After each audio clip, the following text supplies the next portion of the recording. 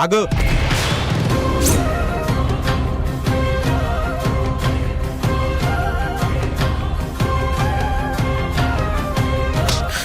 ఎక్కడికి వస్తున్నావు? అక్కడ ఇంట్లోంచి గంటేశావు.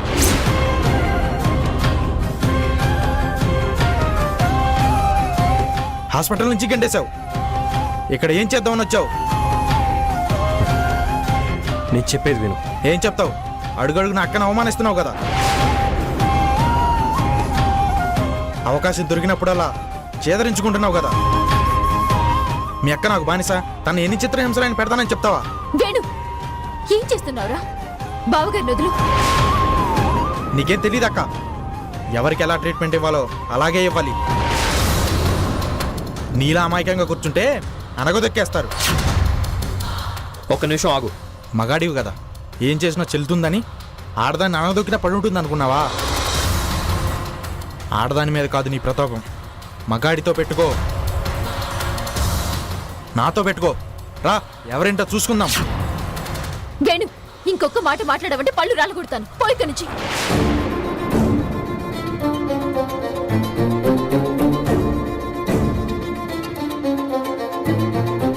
అబ్బాబ్బాబ్బాబ్బా, ఎన్ని నాటకాలు ఆడతావే. పతియే ప్రత్యక్ష దైవం అన్నట్టు సతీ సావిత్రి డైలాగులు చెప్తావు. కానీ చేయాల్సిన చెత్త పనులన్నీ చేసేస్తాం. భర్తే లోకం అన్నట్టు షో చేస్తాం. భర్తనే కొట్టించే ప్లాన్స్ వేస్తాం.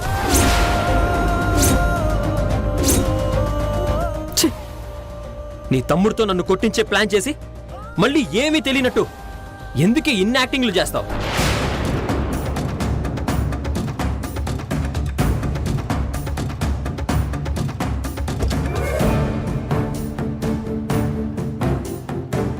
మీ మదర్ మీ వైఫ్ను చాలా కలవరిస్తున్నారు. మీ మధ్య ఏం జరిగిందో నాకు తెలియదు, కానీ మీ అమ్మగారు మన మధ్యన ఉండాలంటే లయ గారు ఆమె పక్కన ఉండాలి.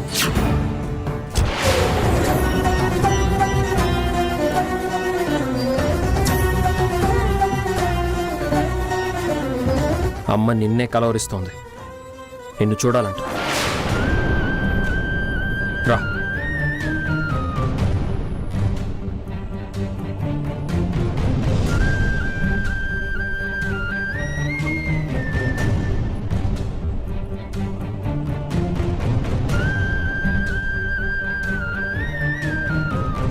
ఆగు.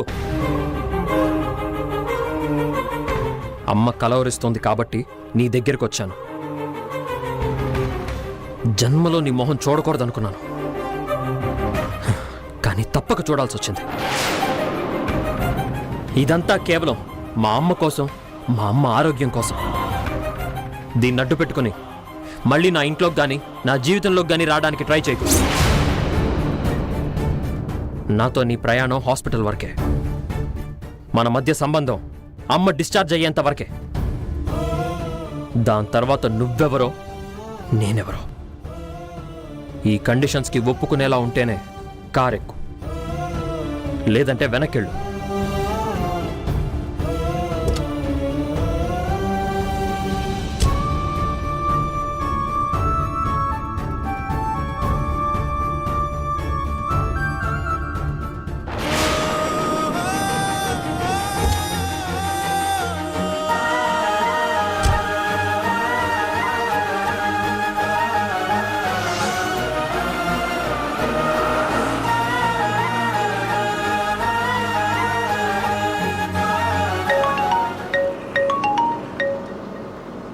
Hi baby. హాయ్. నీకు గుడ్ న్యూస్ చెప్దామని కాల్ చేశాను. ఏంటి? మన ఎంగేజ్మెంట్కి మా పేరెంట్స్ ఒప్పేసుకున్నారు రాకీ.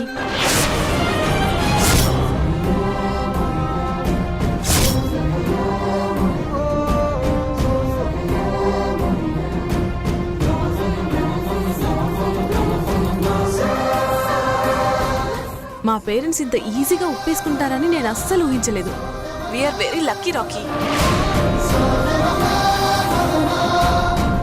ఏంటి బేబీ, నేను ఇంత స్వీట్ న్యూస్ చెప్తే సైలెంట్గా ఉన్నావు? ఏం లేదు. నాకు తెలుసు నువ్వు చాలా ఎక్సైట్ అవుతున్నావని. బేబీ, మన ఎంగేజ్మెంట్ ఒక రేంజ్లో అవ్వాలి. మన ఇద్దరు జంటను చూసి నా ఫ్రెండ్స్ కుళ్ళుకోవాలి. రాకీ, చెప్పు. ఇంతకీ మీ ముద్దపప్పు సంగతేంటి? ముద్దపప్ప? అదే బాబు, నిన్ను బంకలా అంటుకున్నా నీ భార్య.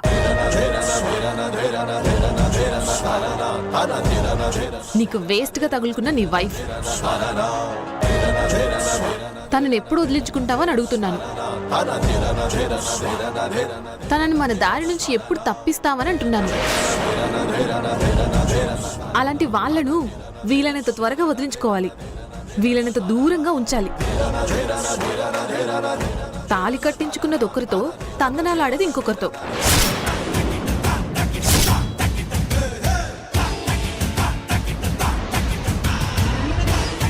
భార్యగా నడుచుకునేది ఒకరితో, బరి తెగించి తిరిగేది ఇంకొకరితో. చిచి, తలుచుకుంటే నాకే చిరగ్గా ఉంది. తనకు భర్త స్థానంలో ఉండి నువ్వెంత టార్చర్ అనుభవిస్తున్నావో నేను అర్థం చేసుకోగలను. అయినా అలాంటి వాళ్ళ గురించి ఎంత తక్కువ మాట్లాడుకుంటే అంత మంచిది. భర్త ఫ్రెండ్కి దాసోహం అయ్యి భర్తకే ద్రోహం తలపెట్టింది. అలాంటి ఆడవాళ్ళు ఆడజాతికి అవమానం. అలాంటి ఆడది అసలు భార్య అనే పదానికి అనర్హం.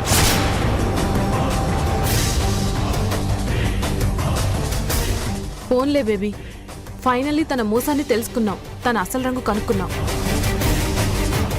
లేకపోతే నిన్ను జీవితాంతం మోసం చేస్తూ నిన్నొక జోకర్ని చేసి ఆడుకునేది. ఆ ద్రోహాన్ని కంటిన్యూ చేస్తూ నిన్నొక పిచ్చోడిని చేసి ఆనందపడేది.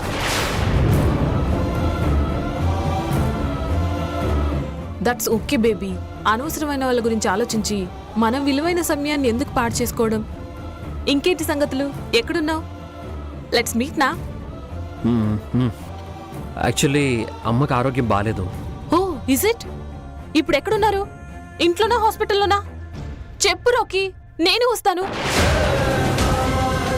It's okay, I'll manage. అయినా ఆంటీకి బాగోలేకపోతే ఇప్పటి వరకు చెప్పవా? పర్లేదు రాకీ, నేను వచ్చి కలుస్తాను. అన్నీ సెట్ అయ్యాక నేనే ఫోన్ చేస్తానులే, అప్పుడు వచ్చి కలుద్దు గాని, సరేనా? Okay Rocky, see you.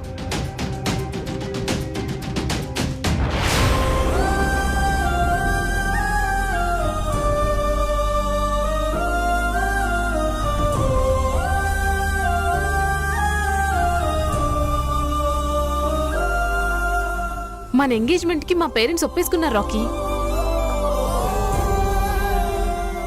తాళి కట్టించుకున్నది ఒకరితో, తందనాలాడేది ఇంకొకరితో.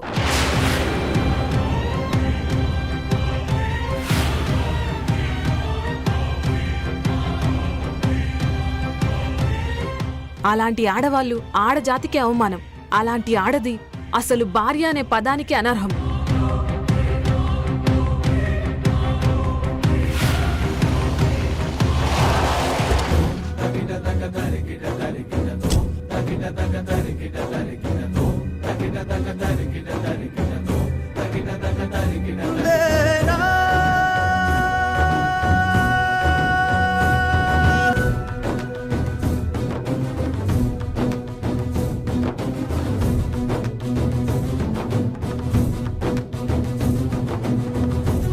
లయా, వచ్చావా? వస్తావో రావో అని చాలా టెన్షన్ పడ్డాను.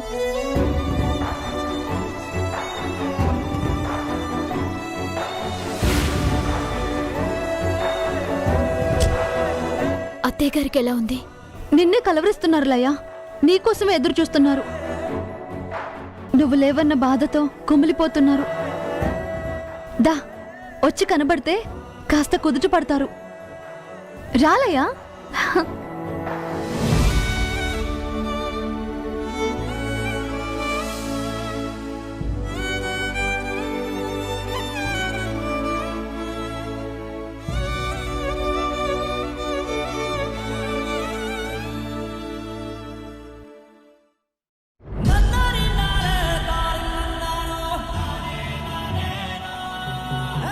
అత్తయ్య,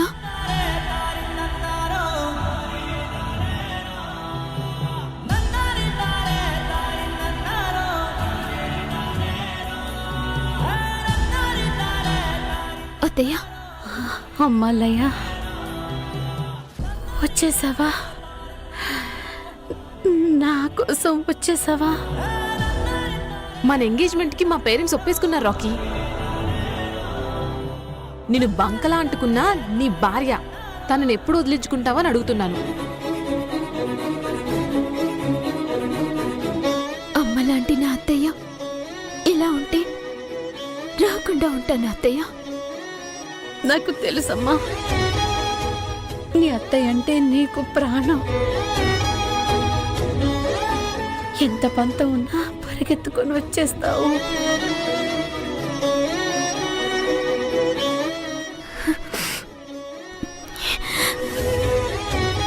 ఇప్పుడు ఎలా ఉంది అత్తయ్య? నువ్వు వచ్చేసావు కదమ్మా, మనసుకి తృప్తిగా ఉంది. గుండెల్లో ఉన్న నొప్పి మొత్తం పోయింది. మీకేమైపోతుందోనని మేం విలవిలలాడిపోయాం అత్తయ్య. మీరు కళ్ళు తెరిచారు, మాకు ప్రాణం లేచొచ్చింది. ప్రాణంగా చూసుకునే కోడళ్ళు నా పక్కనున్నారు. ఇక ప్రశాంతంగా ఉంటాను. ఇక నాకేమవుతుంది చెప్పు? అమ్మలయ్య, ఏంటత్తయ్య? నాకొక మాట ఇస్తావా అమ్మా? ఏంటత్తయ్య? మనకిష్టమైన వస్తువు మనకు దూరం అవుతుంది అంటేనే మనకి చాలా బాధ అనిపిస్తుంది. అలాంటిది మనకిష్టమైన మనిషి మనకి దూరంగా వెళ్ళిపోతే మనసు కుమిలిపోతుంది. అవునా? అవునత్తయ్య. అందుకే మన మనసుకి దగ్గరైన వాళ్లను మనం ఎప్పుడు దూరం చేసుకోకూడదు. దూరం చేసుకుంటే ఈ పరిస్థితి వస్తుంది. మీరిద్దరూ నాకు రెండు కళ్ళ లాంటి వాళ్ళులయ్యా. ఎవరు దూరమైనా నేను భరించలేను. అందుకేనమ్మా మాట ఇవ్వమని అడుగుతున్నాను.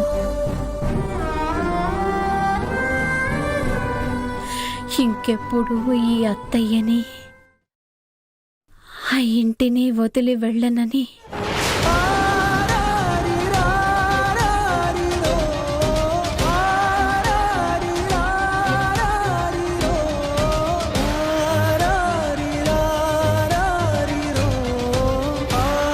దీన్ని అడ్డు పెట్టుకుని మళ్ళీ నా ఇంట్లోకి కానీ నా జీవితంలోకి కానీ రావడానికి ట్రై చేయకు. నాతో నీ ప్రయాణం హాస్పిటల్ వరకే. దాని తర్వాత నువ్వెవరో నేనెవరో. మాట ఇవ్వమంటే మౌనంగా ఉండిపోయావేంటిలయ్యా? అడగకూడంది అడిగానా? నువ్వు చెయ్యలేనిది అడిగానా?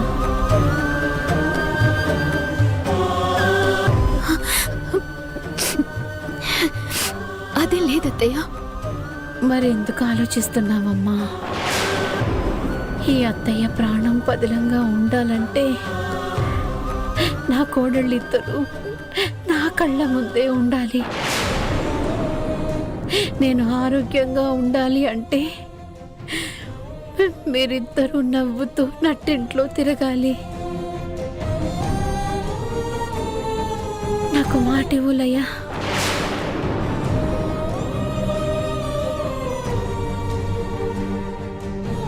సరే అత్తయ్య.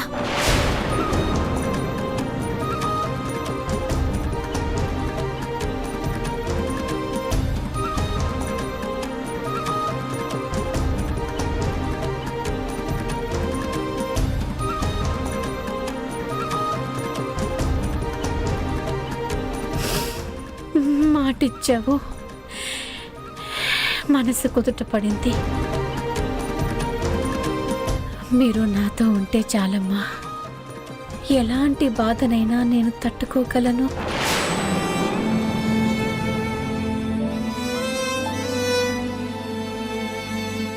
నాన్న గోపి, చెప్పమ్మా. నన్ను ఇంటికి తీసుకెళ్ళిపోండిరా. ఇప్పుడా? అమ్మా, నీ కండిషన్ నీకు తెలియడం లేదు. నా ఆరోగ్యం ఎలా ఉందో చూడ్డానికి మీరు హాస్పిటల్ మిషన్లతో చెక్ చేయాలిరా. నేను మాత్రం నా మనసుతో చెక్ చేసుకుంటే సరిపోతుందిరా. గుండెలో బాధ మోస్తున్నప్పుడే బాగా లేనట్టురా. ఆ బాధే పోయాక బ్రహ్మాండంగా ఉన్నట్టు. అమ్మా, అది కాదు, నువ్వు ఇంకా కొంచెం వీక్గా ఉన్నావు. నేను వీక్గా ఉంటే నన్ను స్ట్రాంగ్గా నిలబెట్టడానికి నా కోడళ్ళు ఉన్నారా. ఆ విషయం గురించి నువ్వేం ఆలోచించుకో. నేను చెప్పేది వినమ్మా. చిన్న చిన్నవి ఏవైనా ఉంటే నువ్వున్నావు కదరా చూసుకోవడానికి. ఇక నేను ఈ హాస్పిటల్లో ఉండలేను. నన్ను తీసుకెళ్ళిపోరా.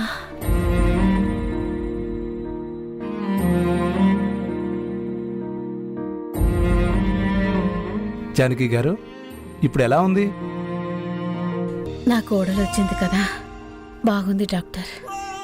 చెప్పాను కదా గోపి, మనసులో ఉన్న వెళితిపోతే గుండెల్లో ఉన్న బాధ తగ్గుతుంది. ఆరోగ్యం అంటే మందులు వేసుకోవడం కాదు, మనసు ప్రశాంతంగా ఉండటం.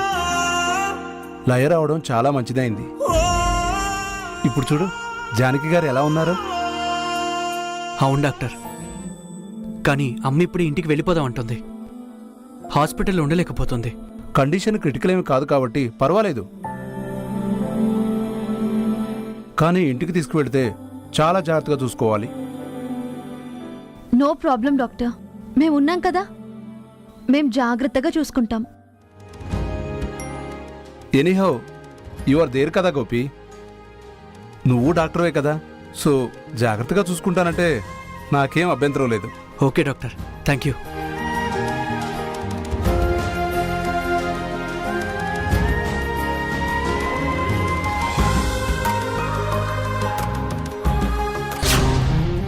నాతో నీ ప్రయాణం హాస్పిటల్ వరకే.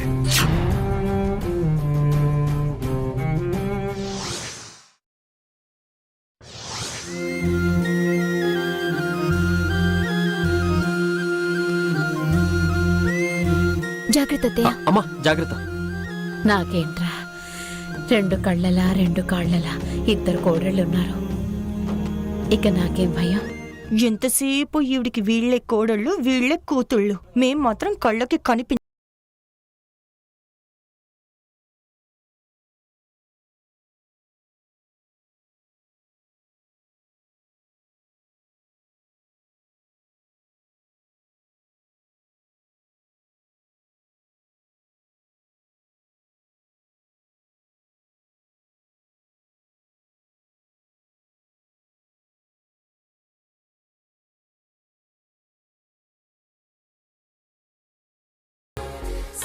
చాలా థ్యాంక్స్ రా. మొండిగా ఆలోచించకుండా మనసు పెట్టి ఆలోచించావు. లయని తీసుకొచ్చి చాలా మంచి పని చేశావు. దీనికే థ్యాంక్స్ ఎందుకురా, అమ్మ నాకు కూడా అమ్మేగా. నీకు అమ్మే, కానీ అవసరమైన సమయంలో ఈగో పక్కన పెట్టి ఆలోచించావు కదా. లయ్య రాకపోయి ఉంటే పరిస్థితి వేరేలా ఉండేది. అమ్మ ఈ మాత్రం లేచి నడుస్తుందంటే దానికి లయ్యే కారణం. పట్టుదలకు పోలేదు, పరిస్థితిని అర్థం చేసుకున్నావు. అందుకే ఈ థ్యాంక్స్ రా.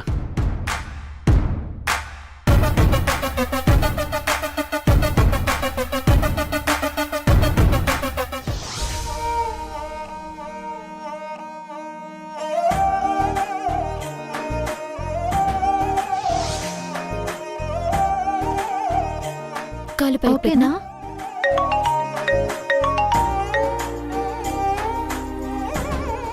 చెప్పండి అన్నా. ఇంటికొచ్చారమ్మా? అవును నాన్న, అత్తయ్యని ఇంటికి తీసుకొచ్చాం ఇప్పుడే. ఇప్పుడు పర్వాలేదు నాన్న, బాగానే ఉన్నారు, రెస్ట్ తీసుకుంటున్నారు. ఇప్పుడే వస్తాను. అవును నాన్న. అమ్మాలయ్యా, ఏంటత్తయ్య? నిజంగా నన్ను వదిలేసి వెళ్ళిపోవు కదమ్మా. ఈ ఇంట్లో నువ్వు శృతి నవ్వుతూ తిరుగుతూ ఉంటేనే నాకు సంతోషం. మీరిద్దరూ ఈ ఇంటికి రెండు దీపాలు లాంటి వాళ్ళు.